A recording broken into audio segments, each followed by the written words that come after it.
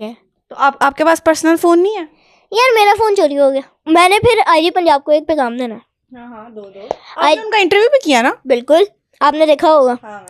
Uncle IG साहब, जब मैं आपका इंटरव्यू करने आया था, आपने प्रॉमिस किया था मेरे से कि बेटा आप टेंशन ना लो। मैंने आपको रिक्वेस्ट की थी कि मेरा मोबाइल चोरी हुआ है, हालांकि जिस दिन मोबाइल चोरी हुआ है FIR भी उसी दिन करवाई है। FIR करवा दी उसी दिन।